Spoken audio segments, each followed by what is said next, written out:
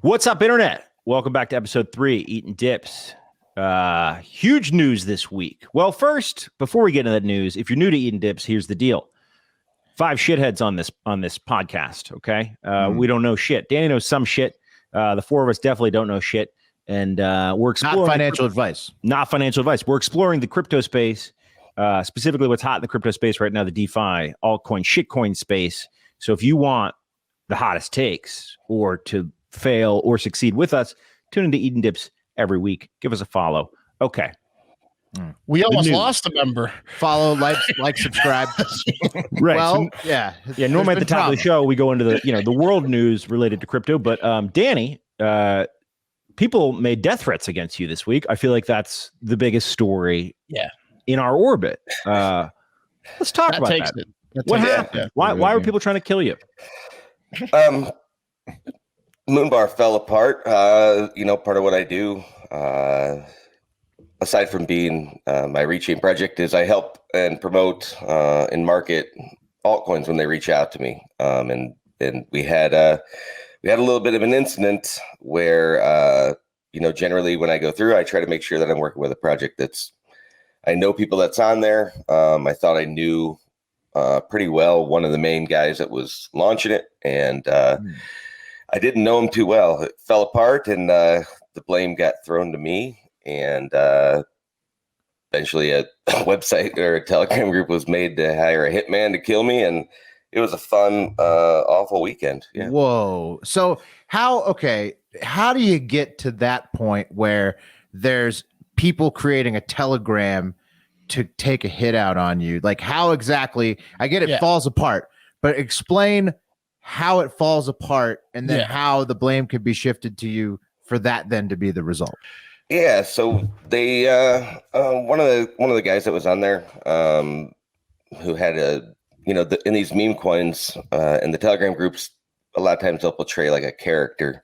So this one, and Moonbar had candy. So you had Mr. Chunky, who was a Cookie Monster looking guy, Willy Wonka, and Captain Always Crunchy. So, sounds legit.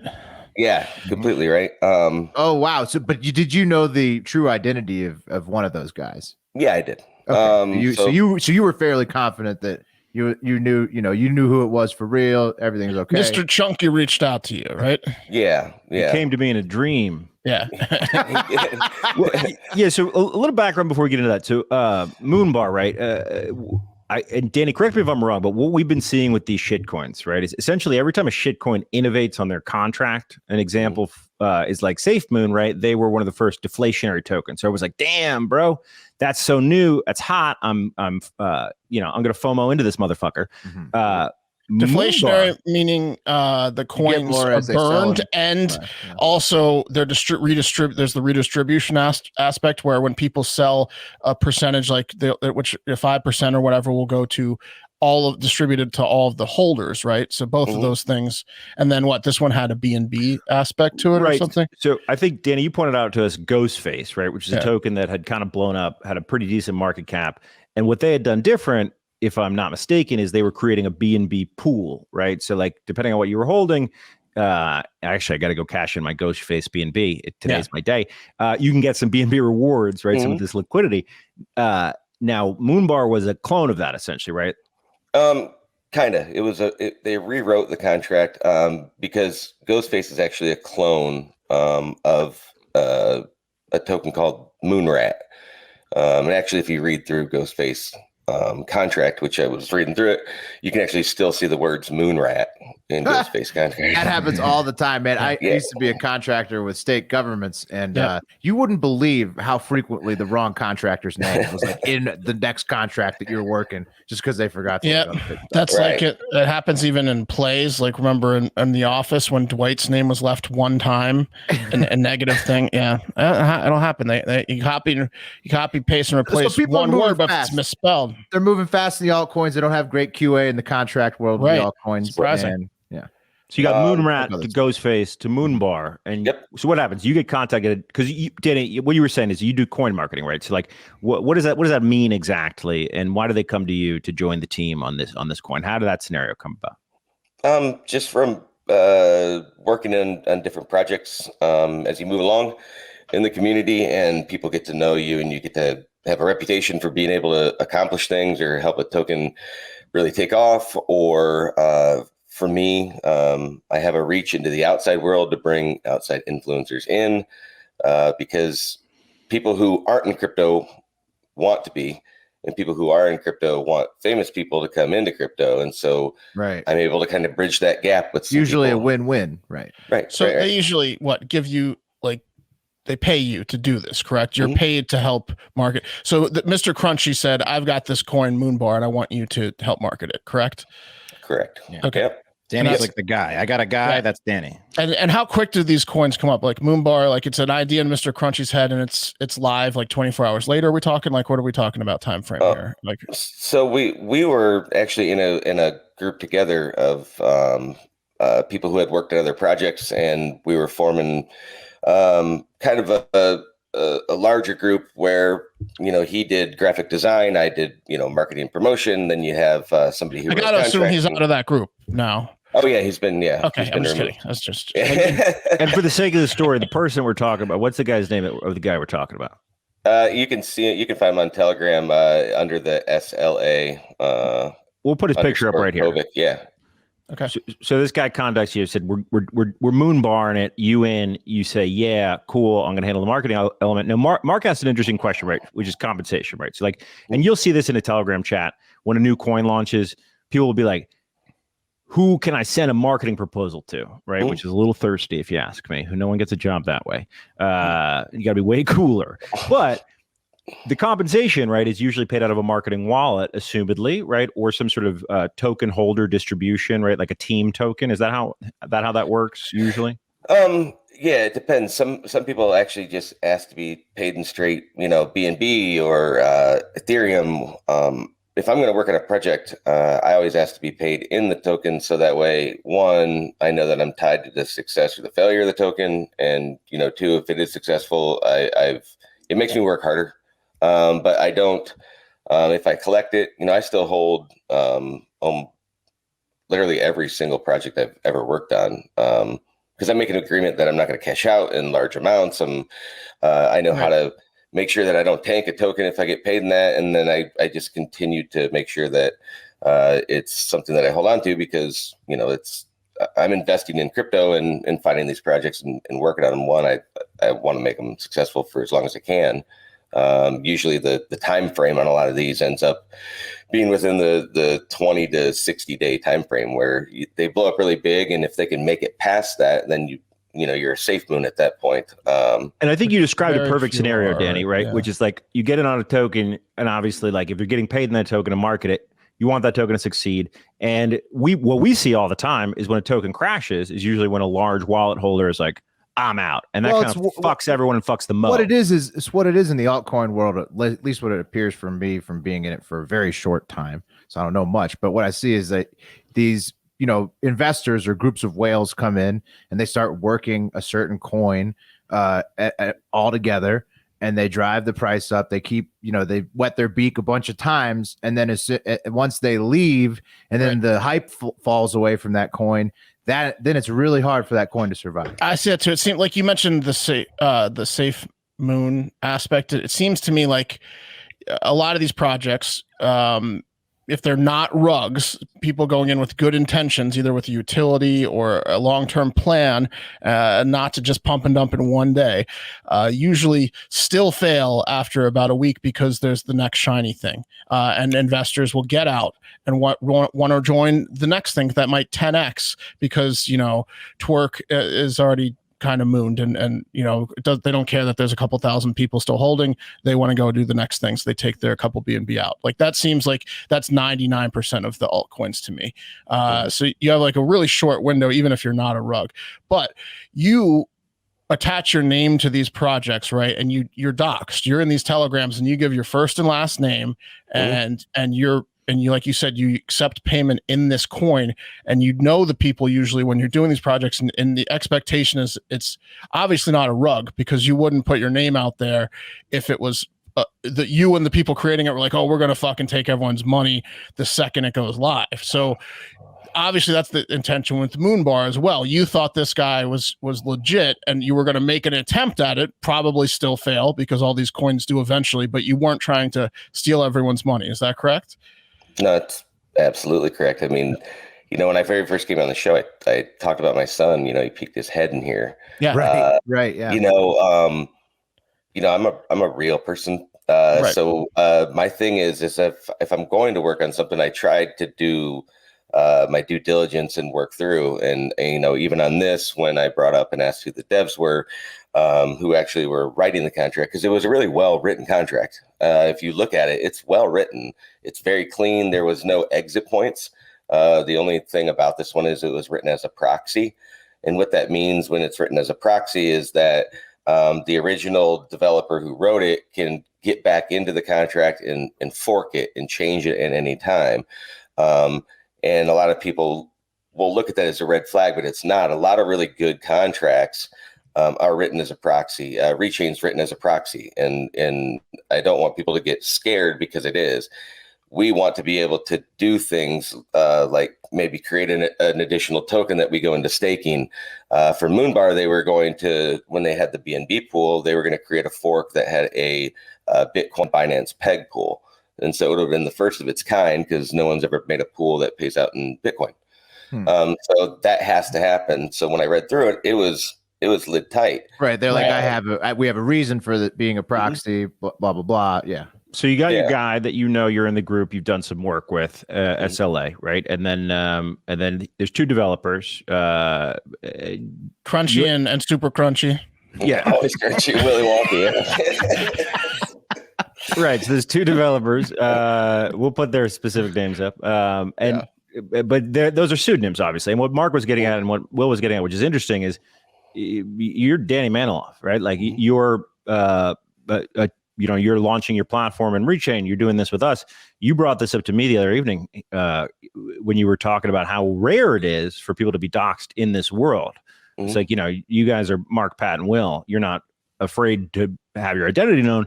That's rare, which I didn't know. So, okay. So the one guy-ish through Telegrams. You've worked with them before. There's two developers. Do you know these guys? Do you speak with them? What's the situation?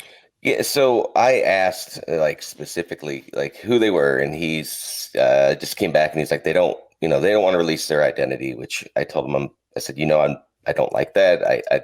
I need to know who I'm working with. That's a red flag in general, right? Like when the developers aren't doxxed. When the developers don't dox themselves, that's generally red flag, right? No, yes, and no, because developers they're a different breed, right? They're not a social breed most of the time. Because to be a developer, you got to remember you're sitting in front of a computer alone, writing code, lines of code over and over and over and over again. So generally, if a developer isn't doxxed, it doesn't always mean it's bad if a developer isn't doxxed, but it always means it's not good. I would say. Having worked in the software world, I know a lot of developers that definitely, wouldn't be ashamed to put their names out there and aren't necessarily like freaks that just stare at a fucking screen all day. To me, if they're not doxxed, that is a definite. I would say that's a red flag. If the developers something to say, hey, why wouldn't they share their fucking information? If they do dox themselves, it's generally not a rug, correct? Yeah, I mean, because the thing is if you're putting your name out there, and obviously I'm in the public. You have my address. You have my phone number. Which I found out very quickly how fast people. We're gonna get into that, Dan. We're gonna get into that. They had your phone number. Okay, God. So these guys are who? What are their names that they're presented to you as? Their names are what? Willy Wonka and Captain Always Crunchy. Man, and the worst part about this is you were like, yeah, let's do business. Yeah, and I told you my mom, I got her into it, and she's like, "Who are you working with this week?" And I'm like, "Fucking Willy Wonka." And it sounds bad. It sounds way worse now that I say it. Right. So now that it blew up and you having to explain it to everybody, it's so much worse than the name. Okay, so they hire you. They pay you in Moonbar. You were doing your job. I never got paid. Okay. Never got paid. Never got paid. Shit. So you're working now though on behalf of Moonbar. Are you in the Moonbar official Telegram, basically pumping people up, saying, you were basically running the Telegram, right? Like you were the face of the Moonbar Telegram. Yeah, I would say. I was on. I did voice chats. Right.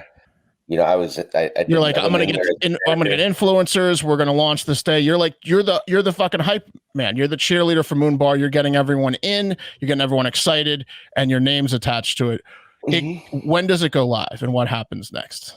We did a pre-sale, and that the things that we were doing did start to make me feel a lot more comfortable. We did a DX pre-sale, which automatically locks up the liquidity, and it was locked for 4 years. And the hype obviously was there.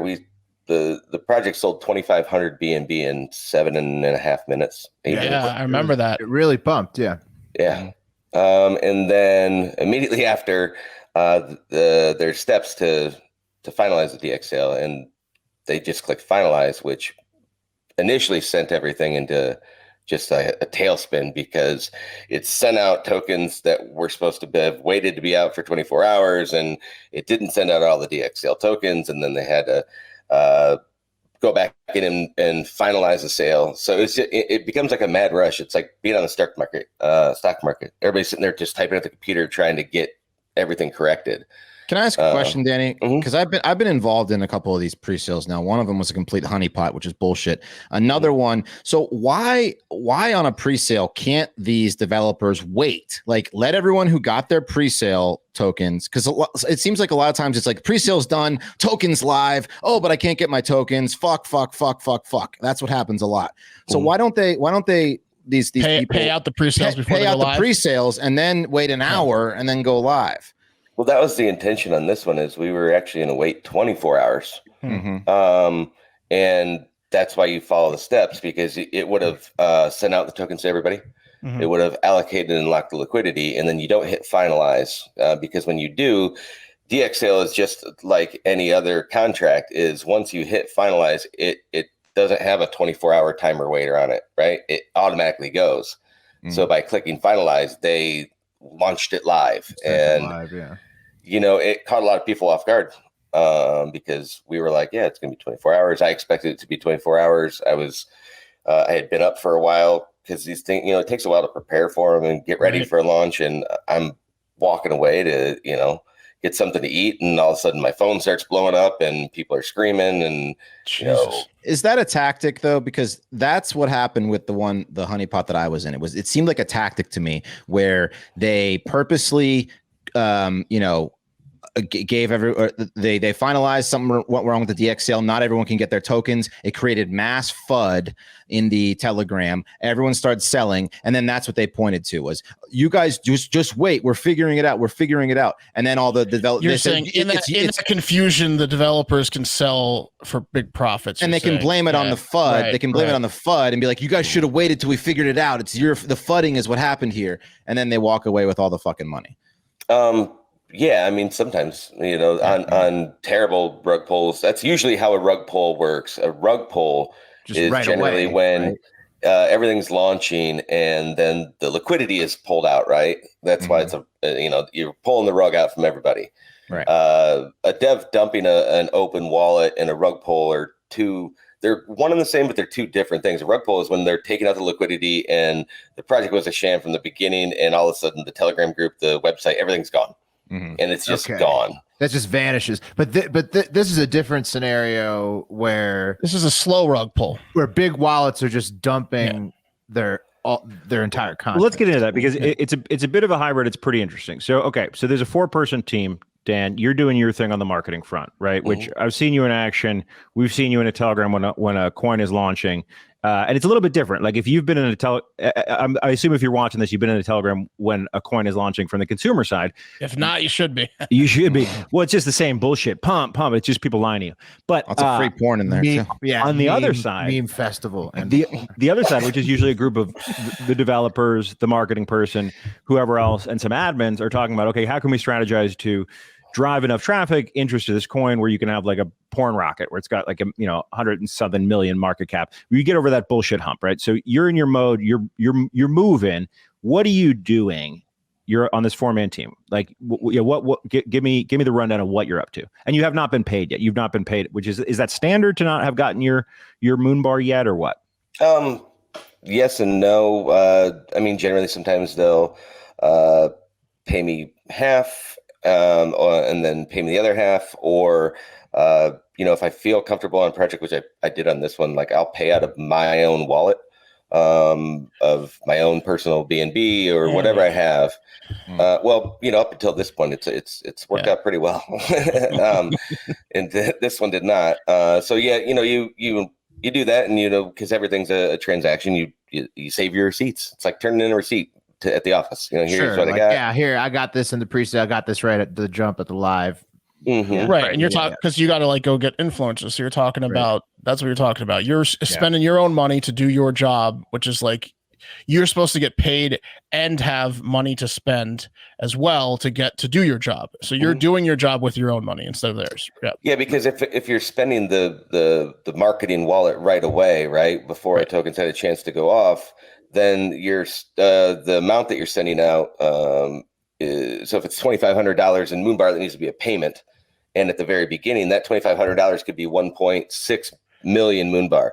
Right. But if the token goes up and you spend $2,500, that could only be 300,000 Moonbar. Right. So you want to be wise about how you're spending these things, so it stretches your percentage farther, right? So you want to be wise with what you're spending.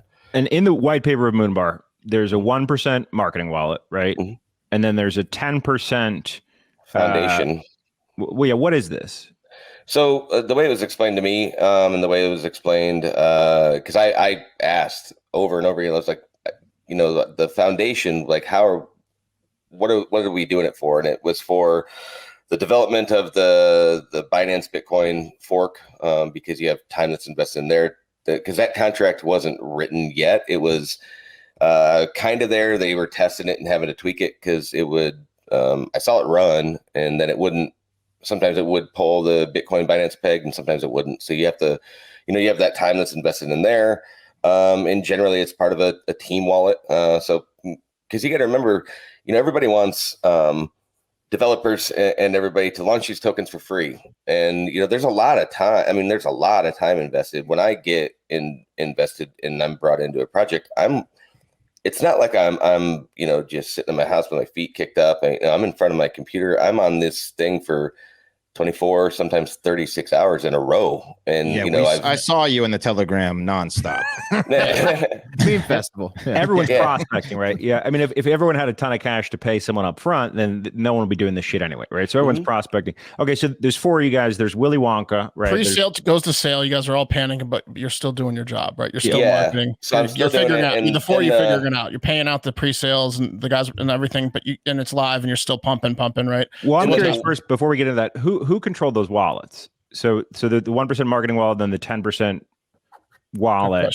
Who had access to those wallets? The developer. Any project I ever work on, I never have access to the wallet. I don't ever want access to the wallet. In case something bad happens, you don't want access to it because that's not what I'm there for. I'm not there to have access to anybody's keys, anybody's wallet. I never want that. And because if I have to make a payment for something, I want to make sure that I'm asked and it's sent out by someone else, right? Because this is not my project, right? Mm-hmm.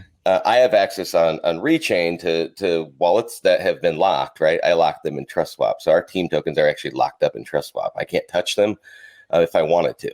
So outside of Rechain, you never have access to wallets? Never. They pay you, but you don't have. Okay, so who did have access to the wallets? It was the 2 main developers, Willy Wonka, Willy, and always extra crunchy. Yeah, and as I found later on, motherfucker. As I found out later on, Slay actually had access to the wallets too. And Slay is Mr. Chunky Bar. Yeah, Mr. Chunky Bars. And that's the person that you knew who brought you into the project. Mm-hmm. Okay, so 3 people had access to the wallets. There's a 4-man team. It's not your project. You're a hired gun. Bam. Right. As Mark said, things are kicking off. What are you doing? I'm reaching out to one, I'm on the voice chat because they had launched the token too quick. So you're having to calm everybody down. Because Wes is like, where's my fucking pre-sale token? Yeah, right. A bunch of Wes's. I'm ready to sell. Wes is in the voice chat. So yeah. I've become pretty well. So I have, not only is my phone, I've got, 500 messages coming in from Telegram. I got people texting me. My computer's blowing up. I'm on an AMA trying to do that. My kids are running around. I'm trying to calm them down. And then the website crashed immediately. Because this thing drove, you sell 2,500 BNB in 7.5 minutes, people start flocking in. And it pumped. I mean, yeah. The volume was high. If you were around and right after the pre-sale ended and when the coin You're launched, making money. you easily could have got your investment back plus more in that first day, and it kept going back in. I mean, because it was pumping, like we were talking about earlier. It seemed like there was lots of people coming in, lots of people pumping it, and getting back in on the dips. And this might not sound good, but I made a little bit of money because I got the fuck out. Because I get the fuck out of every coin because I think they're all pretty much pump and dumps. And we'll get into that after this segment. But essentially, what Danny, to summarize real quick, I think if this is correct, what you're trying to do is get the coin over the hill, right? So like maybe like 90% of the coins fail, maybe 10% win. The 10% are ones that get a solid market cap. People don't dump too early. And then you have a community of liquidity building. You need me not in your coin if you're going to succeed. No way. And people start to trust the coin a lot more if it gets past that initial dump. Oh, yeah. Like if it gets past the day, they'd say, oh, this isn't a rug pull. This is actually might have some legs to it. All right. So this shit's pumping. It's pumping hard. What are some of the big things from a marketing perspective that you bring to the table during this pump? And so I have I call him my agent out in LA. And I work with him, and he has connection to, entertainers and influencers that when they're reached out, a lot of these guys want just any, a celebrity. They want somebody who's got a famous name to say their token's name. I helped out a token the other day that I wasn't involved in the project at all with. It was just a favor that somebody from there had asked and said, hey, can you reach out to Juicy J? And so we got him, gave him the script, that token made their payment towards him. I believe he got paid a lot. But then he makes his message on Twitter, sends it out, and everybody's happy. Yay. Yo, what's up, man? It's your boy Juicy J in the building, man. I'm here to put you on a new crypto, man. Gabe coin. And then it goes. So that's, he gets and then Juicy gets the pump. He's, hopefully doesn't dump his whole bag, but dumps enough where he's happy. And everyone in Telegram retweets his post everywhere and gets new people in. That's how everybody's supposed to then take the their bigger gains. the influencer, the bigger the pump.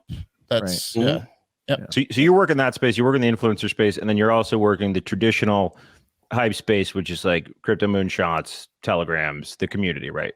Yeah. So while I'm doing that and contacting him, I'm also on Telegram at the same time. I'm talking with guys who are really good at writing a Reddit post, because Reddit and Satoshi Street Bets they're very specific about how a post has to be written. If it's not written correctly, if we don't have enough karma, I'm on my 5th Reddit account.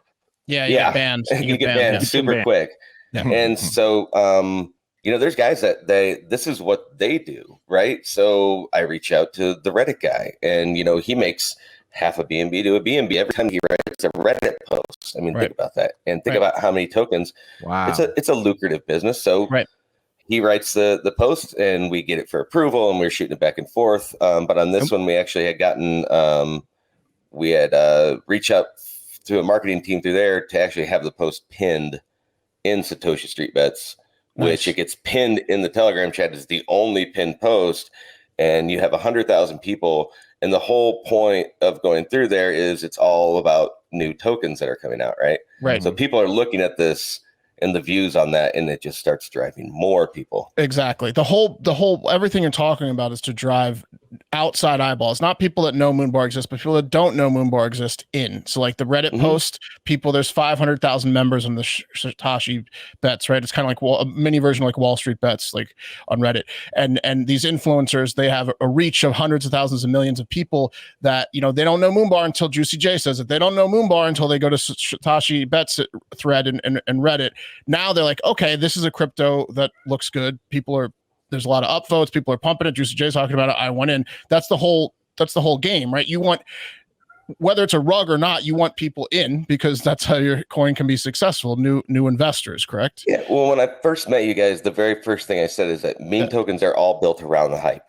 Right. I mean, that was 100%. The very first thing I said, and that's what it is. And so, the more hype that you have, and it's a great thing when it's going well, but you can see it. It's volatile. Hype is all based on a mob mentality, right? Because you start getting people just to go, all you got to do, type to the moon, and everybody's like, yeah, to the moon. Yeah, right. I mean, it's insane, right? You've seen it. It's like, and it's crazy. It's a lot of fun. It is. It's fun. I mean, but it is. It's exciting. And even, my wife, when she got into trading crypto, she's like, this is addicting.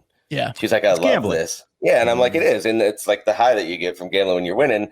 And then when it's more like craps table gambling, right? When it's a hot table pat where everyone at the table's like got the same energy and they're like to the moon. It's more, it's like craps, that style attitude. When you have a hot table, it's awesome. Also like craps in which when you have a cold table, everybody like turns away, kicking the ground, spitting on the floor, super angry. And it's a lot like craps. To go back to mad at the guy who threw the dice, right? Yeah, it's like cold. It's a lot like craps. Yeah, right. It's like pulling your money together with the stripper. The more you have, the better, the higher quality stripper you're going to use. Only one person's leaving with the money at the end of the night. So Danny, okay. So you're in your mode at this point. A coin is launching, and as we've described, if you're new to this, and what you'll find very quickly if you get into this is that the time to make money is early.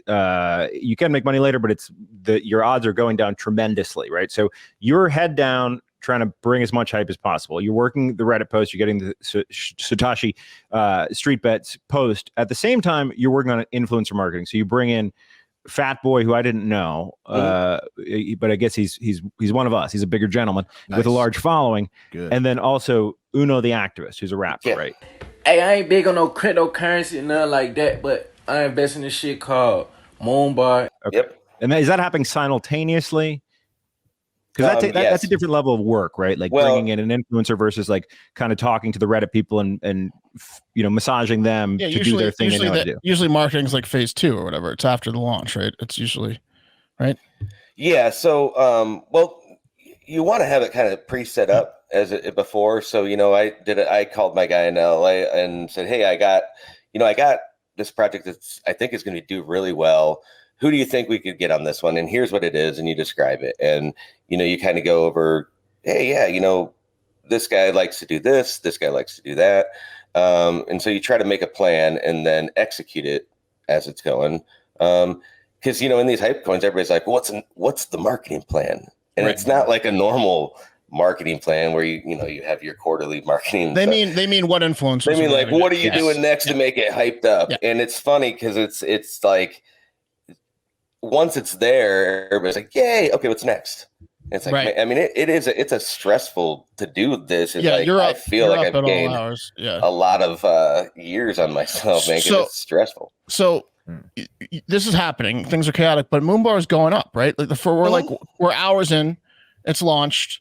Eventually everyone gets their pre-sale. It's still going up. There may be a dip or two here, but it's going up a lot, good right? For a couple of days, right? It was good for how many hours into it? Like, let's now talk about like your job's stressful, but you still are under the assumption that this isn't a rug pull. So even though you're busy, things are going well. So what things are going up and down, like a normal, but we've made it over that initial pump and dump hump, right? Like the initial rise and fall, where it fell down to actually lower than pre-sale price right at the beginning. Because that's when the website crashed, and then it went right back up again, right? Because, we'll get the graphic up, Danny. So try to work timeline with us. So like, where the rise, where the pump's happening in concert with what marketing you're doing. So the initial pump has nothing to do with me at all, right? It's just the initial hype. No, you're being bashful. What we did, we launched the Telegram group about 7 days early, right? And we filled it in with people. And it was like a slow burn, right? You start filling it in with people and you trickle it in, and then you start releasing, these messages, pre-sale coming soon, Bitcoin, BTC, Binance Peg rewards, just like Ghostface. And, I had graphics made. That was the other thing, you reach out to guys, and we had a box that opened up. It was like a mystery box, and it said, Moonbar, a Ghostface fork. And, it's like a presentation. It's like making a little presentation movie. Yeah, you are. Yeah, you are. You're making it look pretty. So that's 7 days prior. You're live. Things are active. What did anyone give you any indication of the 4 guys, the Mr. Crunchy, Willy Wonka, Super Crunchy? Did anyone, while you're doing your job of marketing, like at 2 hours before live, 2 hours after live, 4 hours after live, like when did anyone give you an indication shit was going to go south with those 3 guys? Like, were they being shady during the first day launch? Yeah. So when the website crashed, I reached out to Slay, and I'm like, what's going on? And he said, website crashed. So I said, get the developers on here. And they responded the guy said, Willie's sleeping on launch.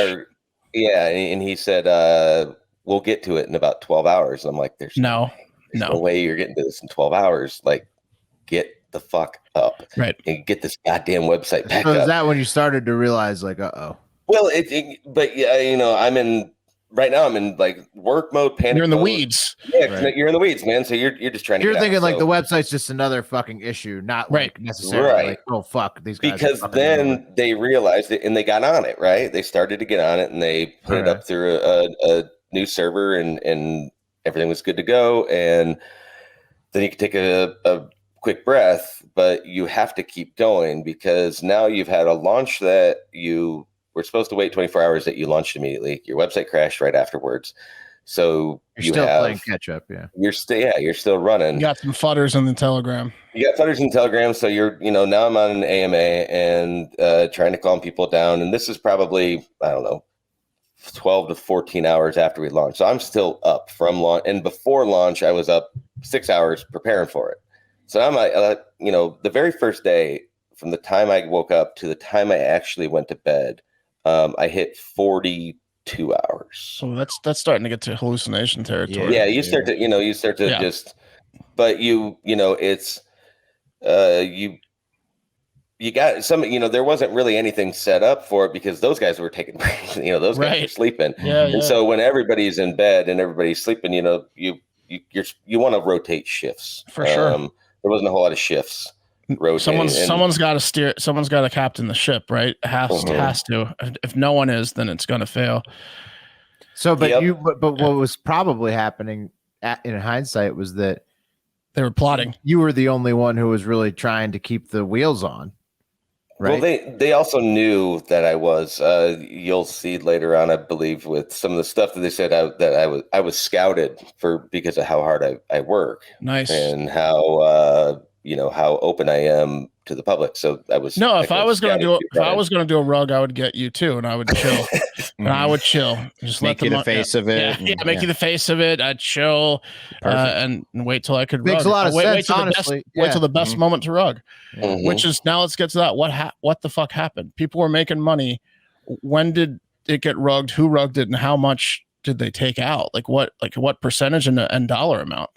Well, it start. You always see large sales, right? So if you have a big sale, everybody's always cautious when you see a $20,000 or $12,000 sale. But in tokens that take off like this, it's not unnormal to see that, because the whales are coming in and pumping it up, getting their takes. And this market value is millions, right? So of course you could do 10,000s. Like that's we hit 7.5 million after. Yeah, so 10,000 sells nothing. And also one of the obstacles of this particular coin was that the contract, from what I saw, sells automatically to feed the BNB pool. So that in itself was creating some FUD because all people see on PooCoin is red numbers. So they're like, "What the fuck's going on?" And I saw you in there. It's just the contract. It's just the fucking contract.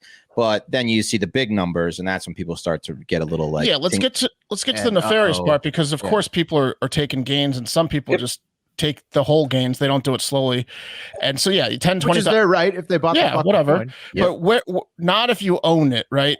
Like, so where did the nefarious rug pulling come in? Well, and where it all went wrong was when we posted on Satoshi Street Bets, that's where it went wrong. We had somebody write the Reddit article. He asked me to proofread it. I don't have time, so I send it over to an admin. I'm like, proofread this for me, please. I got this to do. And he proofreads it, sends it back. He says, good to go. I'm like, great. So, it's, handoff. Slay had it set up to pin it on Satoshi. We pin it. That was like our last major thing. Now we're in cruise mode. So now I can finally eat. I get up, I go grab some food, talk to the kids, talk to my wife, hey, this is actually going pretty good, pretty decent. Come back, and it's just nothing but when Jake Paul. And I'm like, what the fuck? When did Jake Paul get in here? And when I asked the admin to proofread it, he added the names, we're bringing Fat Boy, we're bringing Uno, and we're bringing Jake Paul. I didn't reread it because I asked him to proofread it. I didn't know he changed it. So they pin this on Reddit, And remember, I mean, so now you're driving people in with, and you're using this guy's name, and I'm like, oh shit. So then the conversation is like, well, can you get him? And I'm like, fuck, I don't know. Like, I don't know if I can. Not. Probably not. Like, I don't, because that's not part of my connection. So, but I'm reaching out, trying to, doing what I can now, because once it's there for 45 minutes, I can't go, hey man, can you unpin that and change it and repin it? Because so you start trying to play panic mode again of, okay, what are we doing? So what did you do? I mean, because you're not going to get Jake Paul, I'm assuming. Well, let me give context on that. So obviously, this whole thing is chasing what the guy before you did, right? So so SafeMoon was a massive success. Dogecoin was a massive success before that. Everyone sees SafeMoon on the Binance chain. In some respects, Moonbar is in some way, shape, or form existing because SafeMoon was a success, and it's created so much hype. One of the reasons SafeMoon was a success was a Jake Paul tweet on March 27th. Everyone needs SafeMoon, or this will be you. And it's a loser UFC guy. I'm sure Mark knows who it is. But he was an early influencer, got into an altcoin, DeFi coin, shitcoin. So everyone wants that Jake Paul effect, right? And Askren probably, Pat. He fought him. Come on. Yeah, okay. I don't know. He does. If you look at when he tweets about something, it creates a huge spike, right? And people ride that wave. So the admin, who a lot of these guys, you gotta, these are young kids in here, and they're not used to working with somebody who's that, a lot of these guys are on a bunch of projects, right? They hop from project to project. They're like, hey, make me a mod. But me being a docs guy, I'm like, what the fuck did you just do? Like, he's like, oh, it'll drive people in here. I'm like, yeah, but I got to answer that. Like, that's what you don't understand is like, right. You're whoever. I'm Dan. And what happens next, Dan? Because now they have there's a situation where people are obviously going to be putting blame on you if you don't have Jake Paul's endorsement. So it causes is it actually causes worse effect, and especially if you're using fake things like that. So if you're a token and you think that it's driving, it does, but it doesn't, because people see the mass effect that it causes. So what it did was it made everybody halt and wait, and they wanted to keep that token at a certain level where they could buy mass amounts of it and just wait for that tweet, right? So it didn't have the effect of like bringing people in and spiking it. It had the effect of bringing people in, and now it's like 5,000 more people just sitting and waiting. And so the next 2 days, I can attest the Telegram was Jake Paul. When's Jake Paul coming? When's Jake? And you once that was said, but that was the first big lie, right? Jake Paul, like that was the first. But didn't you say that Jake Paul was going to come though? I mean, I just full transparency. Like, did you actually get him, or because I remember I asked you on a text, is Jake Paul coming? You said yes. In the Telegram, people were asking, is Jake Paul coming? And I saw you in there saying yes. So did it actually happen? I was under the impression that I reached out to a couple different people, reached out to my LA guy. He's like, that's just not a connection that I have. And he's like, is this even one that you want to go down that road? Maybe we can think about the bigger picture of this. And I'm like, yeah, I understand. We bounced back and forth from it. I tried reaching out to his roommate, the barber, and talked with him for a little bit. You're between a rock and a hard place effectively, which is because these things are so volatile, and someone said Jake Paul. If you said no Jake Paul, the coin's dead. Everyone's pulling. A lot of mine's mistake. So you're saying on the record you didn't add, you weren't the first person to add Jake Paul. Someone did that in the post though. Like, it wasn't your plan to put the Jake Paul thing in. Oh. You're reactionary dealing with it now. Yeah, you have to. And you're trying to get Jake Paul, but probably not going to get him. You're trying to make a lie come true. I'm literally doing what I can, because now they're all asking me, can you get him? I'm like, right. I don't know. Like, I can try. And I did. I tried my best. Right. I paid a lot of money to try and make it happen, and it just didn't. But then the night that they dumped, I get a message. Willy Wonka, Captain Crunchie, and Mr. The other three guys. How much did they dump? That's what I want to know. Like, what did the price point go from what to what? How much did they make? $1 million each, $2 million each, $3 million each? No, over the course of it, I mean, after reading through all the text and reading through everything in the aftermath, they walked away with like about $330,000. Nice. Good for them. So about 100 grand each. But what they did was they killed the coin. Yes. Right. Well, because yes and no. It was really weird how they did it. It was yes and no. They killed it, and then they disappeared for a minute, and then they came back into the chat, and I was on voice chat, going, hey, this is in the rug. I don't know what's going on. I've been informed that Captain Always Crunchy's dumped. I'm trying to figure it out, but people are now blaming me because they're like, no, fuck you. Right. You did this. And I'm like, nope, didn't have any access to it. Didn't even get my payment. I haven't been paid yet. I'm $15K in the weeds and I've paid this out of my pocket. I haven't dumped at all. And if I did, why am I on AMA here with you and not getting the fuck out? I'm taking the brunt of all this. Right. And then I see these guys pop back up into the chat. Oof. And I'm like, what the fuck is going on? I've never seen this before. And then all of a sudden I blink off voice chat. And then I blink out of the Telegram group and now I'm banned. And so now I get a text from someone that says, hey man, they're telling everybody that you just dipped, that you stole all the money, you dipped out of here. Oh, and it's all so they sold and then they blamed their transactions on you. And these initially, guys this is what I would have done too. Oh man. So they hire you to work hard. These guys are. And then they dropped their bag and they were like, that was Danny's bag. He just dropped the whole bag. Oh shit! So they know. So the Jake Paul situation is causing a big fuck up in the coin. We can assume what these guys did is fucked up. So let's assume that they were going to do this anyway. But maybe there's some reality where if there wasn't like a stall in the coin because everyone is expecting Jake Paul, maybe they wouldn't have. I don't know. But they came back to you and told you, hey, I know you've been trying. Got in touch with the barber. We got him, right? They told me we got him, and they said that they were going to send the payment. And I'm like, okay, so you're just gonna send $25K? That's what you're telling me? So we're just gonna send it some random fucking wallet. No, I still haven't been paid at this point. But they're telling you they're gonna pay you and they got Jake Paul. No, they're not telling me they got Jake Paul. They're telling me you got Jake Paul. They're saying that it's $25K for him. That's low. That's first of all, there's no way. Jake Paul's $100K minimum. To mention the name of a coin, probably higher. So, he doesn't stroke his dick once for less than 70,000. There's no chance. There's no fucking chance he reps an altcoin for $25K. Yeah. Just a heads up. So I believe what he said exactly was 25 G's. We get 25 G's, and we're gonna send it to this like fucking random wallet. I'm like, no fucking way we are. Like, and now this is when I'm starting to get a little pissed off because I'm like, one, I haven't even been fucking paid in days. I'm $15K out of pocket, and you're wanting to send some random fucking wallet. Right. So you've paid out of pocket. You've paid Uno the activist. You've paid Fat Boy. You've paid for whatever influencer marketing you've done through the Reddit, Telegram communities, and you've been paying this out of pocket. We'll put the screenshots up because you have screenshots of all your BNB transactions out of your wallet, right? Mm-hmm. And you're saying you knew this guy.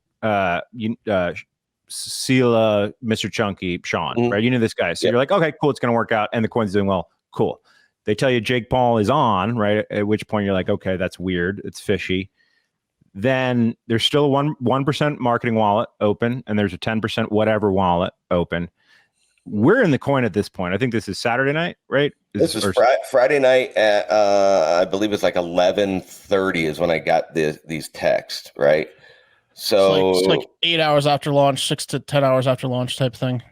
No, this is like 3.5 days after launch. 3.5. Okay.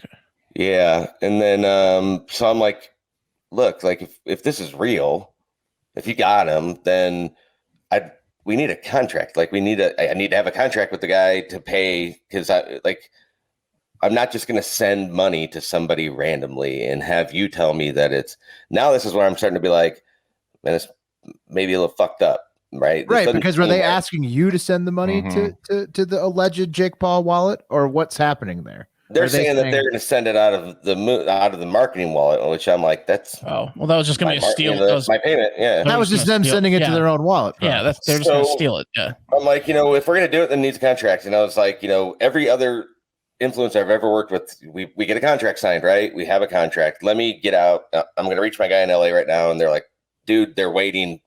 do you not just have a contract? I'm like, yeah, I have a template.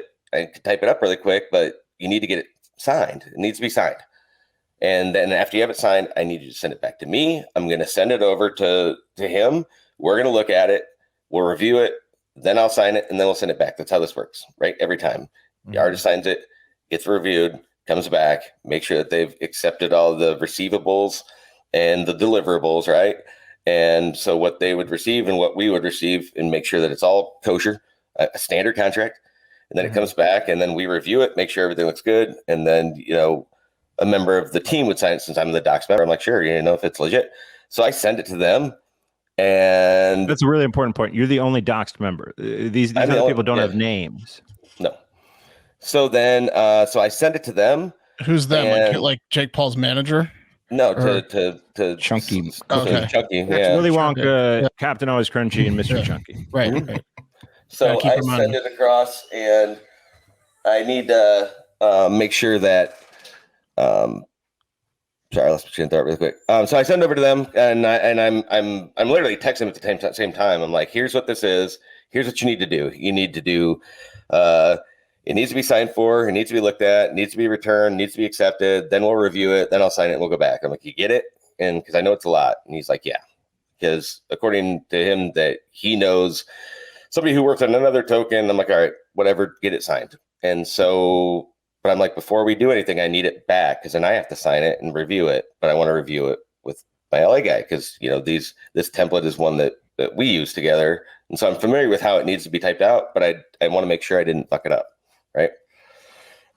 So while I'm doing that, then they're asking me, well, do you know that do you have any groups that can pump this up so that way we can be ready for it? And I'm like, well, yeah, I mean, sure. So can you reach out to them? Yes. And here's what they charge. And so we're getting it down. But I was like, guys, I'm not sending, they're asking 15 BNB. I can't, I'm not sending shit out of my wallet. I'm not sending any more money. Like, I can't, for one, my wife is going to murder me, and two, like, I haven't been paid a dime yet. And I'm like, this is like starting to fucking piss me off. And I'm doing all this work, and they're like, no, we got it. So they send the 15 BNB. So I'm like, okay, cool. They pay the whale group. Yeah, if you're gonna dump on everybody and make it not legit, you'd think, oh, they wouldn't send anything. So I'm like, okay, cool, I got it. As I'm getting it and I'm paying it, because I'm having to get off of Telegram, and I'm in Discord now, right? So I can't be on two at the same time. While I'm in Discord, they're sending this contract around, right? And then it finally gets sent back to me, and as I'm getting it, and the group's already paid, and we're getting ready to go, all of a sudden it's like a $60,000 sale. And I'm like, what the fuck? And then like a $40,000 sale. And I'm like, what is, so you're back in panic mode going, what is going on? Who's selling? And then Telegram, because they watch, they're like, it's coming out of the 10% wallet. And so I open up and via a scan, and I'm watching this wallet just drain. The foundation wallet? Yeah. And so I'm hitting up Slay, because I have his phone number. I'm like, what is going on? And he says, Captain Always Crunchy just dumped. And I'm like, are you fucking kidding me? Like, what are you? So your contact is telling you, hey, these devs that are undoxed, they just dumped. Yeah. Sucks. Yeah, sorry, dude. And I'm like, you realize I'm fucking doxed? I was like, they're gonna fucking kill me. Well, that's a rug pull, though. Right. Yes. I mean, that's a rug pull. It's a few days later, but it's, yes and no. Because if you look at it, so there's still 1,000 BNB and locked liquidity in there, right? Yeah. It's still a viable token. To have 1,000 BNB and a $1 million market cap after a rug pull, it's not really a rug pull, right? It was devs exiting because they weren't there to work on this token, right? They were there to make quick money, leave, which they did. So they made their 300K anonymously, and they're getting the fuck out, and they're then pinning all of the lost value on you. No, but they thought you dumped. So that, we were in the Telegram at this point. And I think Mark texted me and was like, they're calling for Danny's head. No, because I had sold that was before. me. I sold Dippies before you idiots stayed in this fucking thing. I was out the day of for double win money. Well, that's how I roll because all these coins do the same fucking thing. If you're listening, I would get out and take gains. But to be clear, the safest way to play altcoins is the day one pump and dumps because that's the only thing that seems like for sure happens all the fucking time on every coin. And we're gonna cover that in segment 2. Let's just get through this so it's clearly laid out. Okay, so everyone thinks that you dumped these wallets, and that's what's happening in the Telegram. And and I'm on voice chat. I'm on AMA, being like, nope, I'm here with you guys. Like I didn't dump. I'm still riding. Like I'm trying to figure this out, and these guys are gone. And that's when I see one of them pop back in, and I'm like, that motherfucker's right there. Like here he is.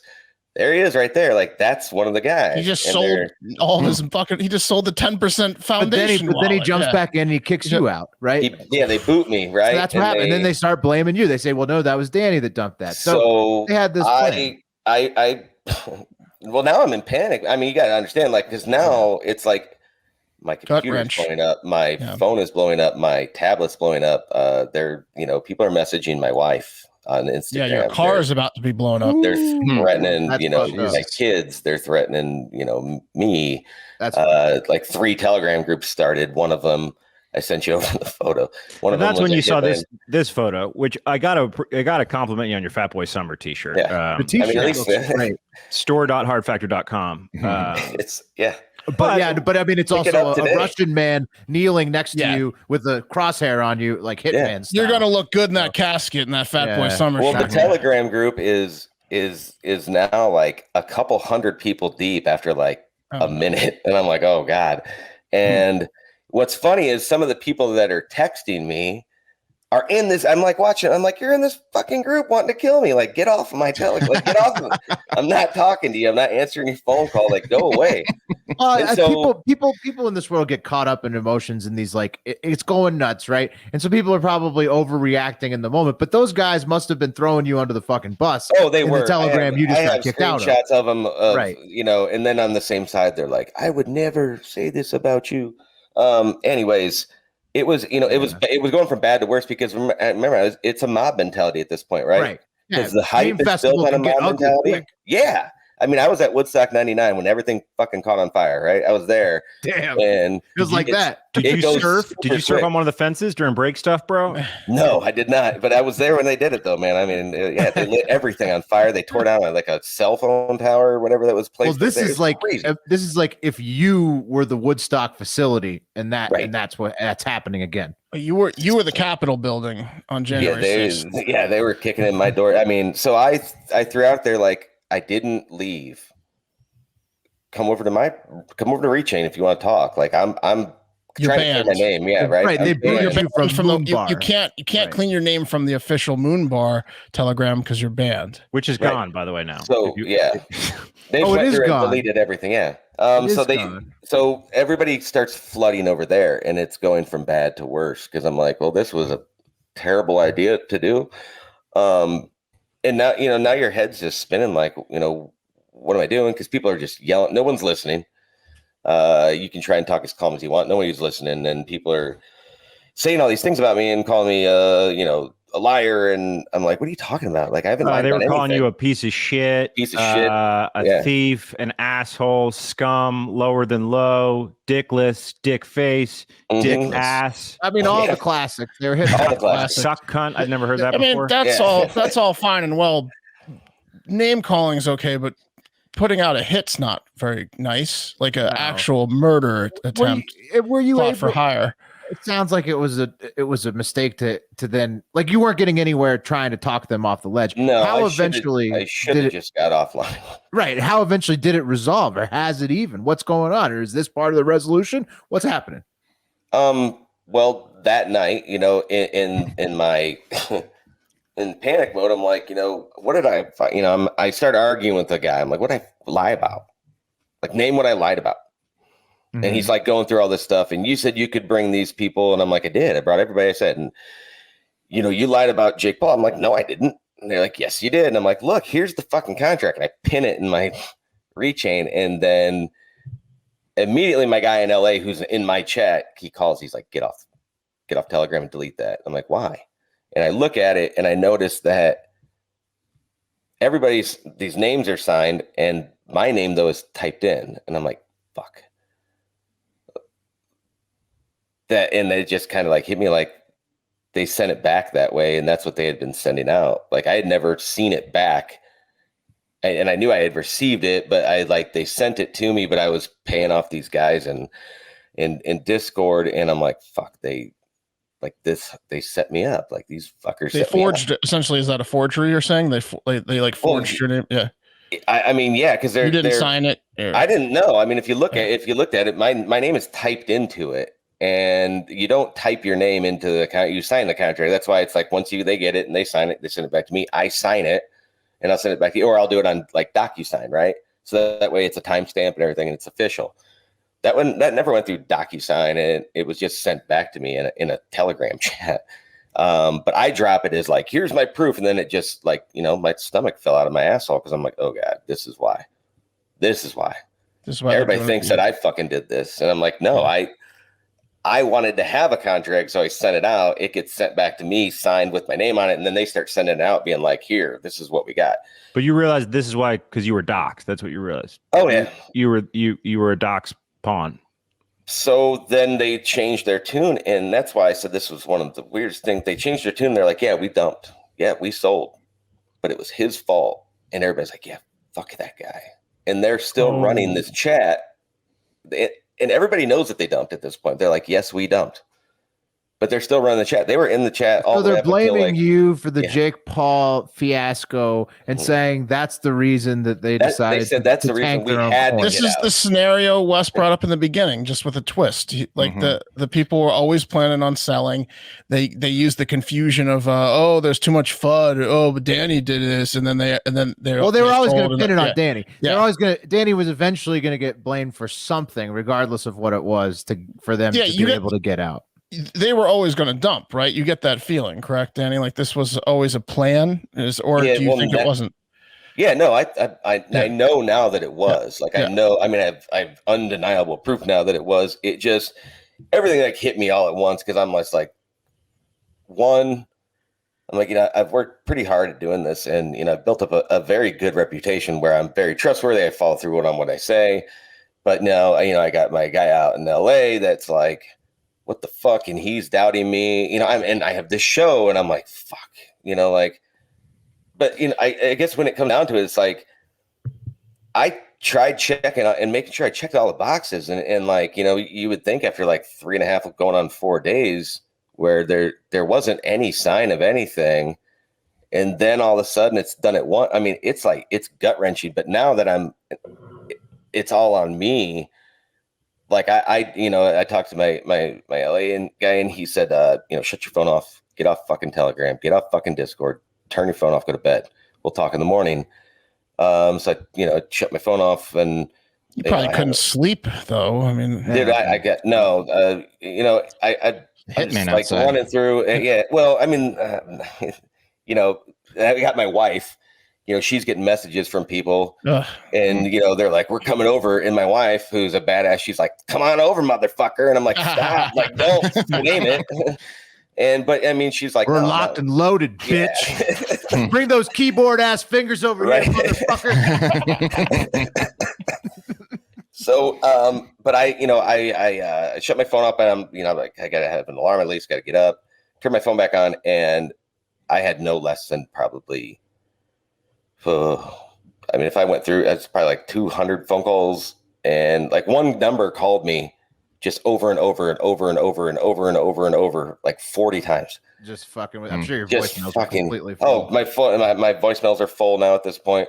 My Instagram's blowing up. And you put, so you, did you listen to all those? Were there any funny ones? Let's play them. Do you have any, like, did some guy just like do a fart? Cause that would be kind of funny if it's just like, fart. Actually, there might be, here, I'll play one and this will be oh God. Okay. Here, look pull a good one up.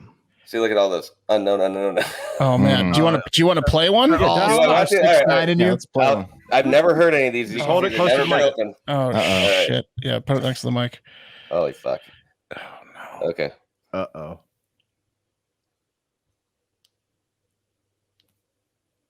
Hi, Danny. I just want to say fucking reaching as fuck. You're fucked, buddy. How come you won't answer your phone, huh? Are you fucking scared all of a sudden?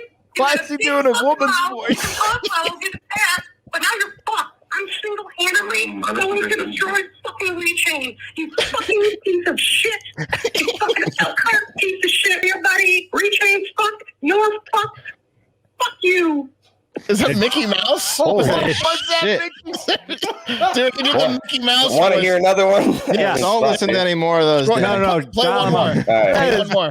I want to point this out. I'll download them and we'll put a link. We'll put a link to the in an attempt to defend himself, Danny put together a Telegram channel with screenshots in great depth, and you've already seen a lot of that through this episode.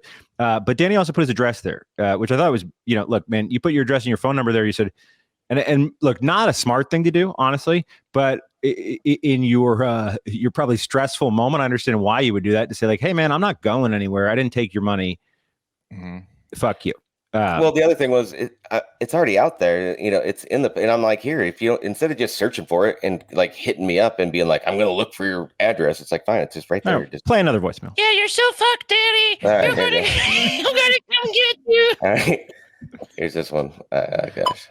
Man, you took our money. I got nothing to do. I'll call you every fucking minute and leave you a fucking voicemail until you pick up your phone, you fucking pussy.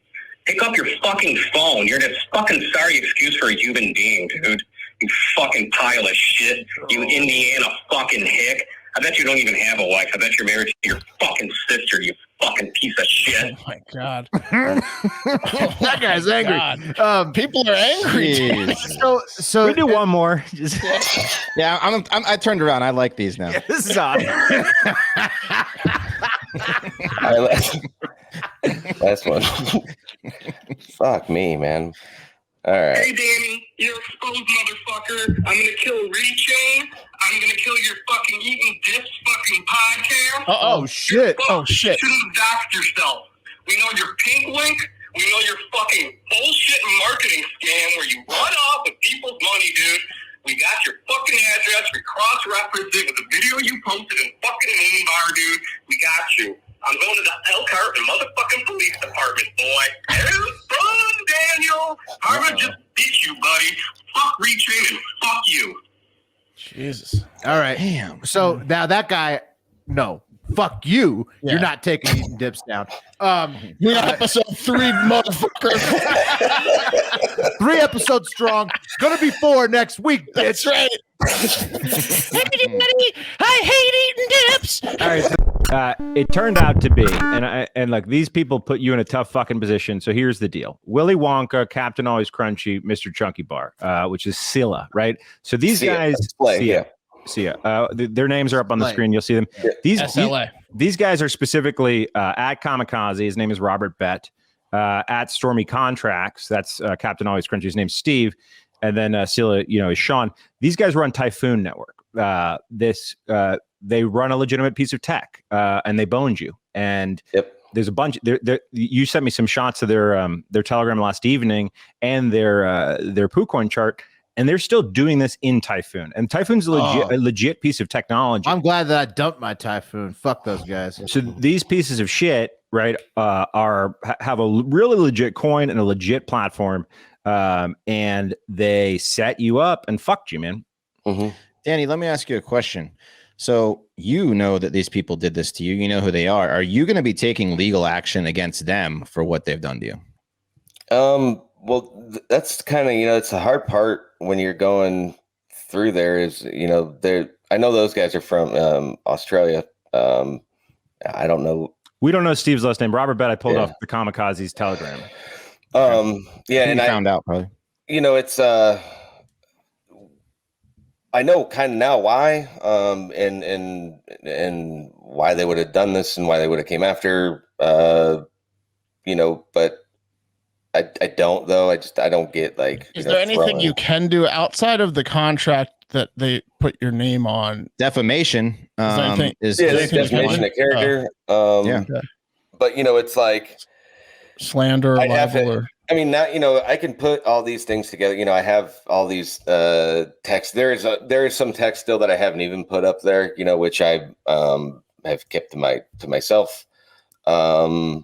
But, tying those two things together, the one hard part about it is, it just seems like the three of these have done this before a couple times. And one of the texts, you see SLA talking to Steve, and he's saying, why would I do this for a measly 100,000? Give me the rest of my share. You guys put it in a wallet. We've done this before. This shit isn't, this isn't not normal. Stop fucking with me and give it to me. And then he started to actually get pissed, and he was contacting a bunch of random people, like threatening and blackmailing them. He reached out to some of the guys from Sonar. He reached out to a friend of mine named Emilio, who is the one who actually got me these texts in return. And from getting all these texts back and being able to put this thing up, a lot of the people that threatened me, turned around and they were like, hey, oh, sorry, man. I didn't mean, when That's I said nice. I was going to fuck your mother and kill you. Yeah. Really Hopefully there were some of those callers. Yeah. Calm down. Lunch. Yeah. You know what? I was halfway to your house, and now I'm turning around. Did any cars show up outside or anything like that? Any knocks on the door? Any eggs? Any bricks? weird mail? Anyway, yeah. No. I mean, the one guy was like, I'm ordering you a pizza. Somebody's gonna send you. I'm like, man, I'm hungry. There's a service where you can send shit to people. So don't tell them about it, Will. You might get a box of shit from somebody. Just watch out. Now you will clearly see it. There's gonna be a graphic on here that's like, if you want to send shit to Danny's house, here's his fucking address. I need as soon as we're done today, I'm gonna re-listen to the Mickey Mouse voicemail. I mean, I can't. Hey, Danny, what happened, Danny?